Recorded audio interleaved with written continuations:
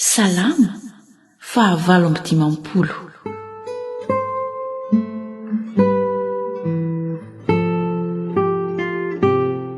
Ny amin'ny famaliana ny mpanao fitsarana tsy marina. Moa ny tsy fitenenana va ataonareo filazana ny marina? Mitsara mahitsy va ianareo ry zanak'olombelona? Tsy izany, fa ny fonareo no amoronanareo ny ratsy. Mandanja ny fandozan'ny tananareo etỳ an-tany ianareo. Mivilatra ny ambohoka ny ratsy fanahy. Manihatra ny ankibo izy ka miteny lainga.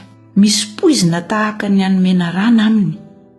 Eny, tahaka ny vipera marenina izay manetsy tadiny izy ka tsy mihaino ny feon'ny mpanao ody. Na dia izay mpahay ody indrindra aza. Andriamanitra, torotoroy ny nifiny eo ambavany. Omboto ny vazan'ny liona tanora Jehova. Aoka ho ritra tahaka ny ranotrambo izy.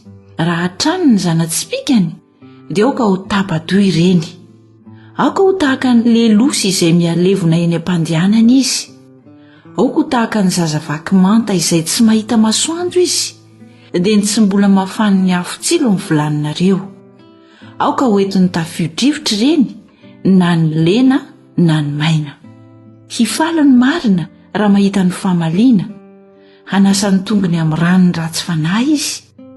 Dia hiteny ny olona ka hanao hoe misy valony tokoa ho an'ny marina. Misy tokoa Andriamanitra izay mitsara ety ambonin'ny tany.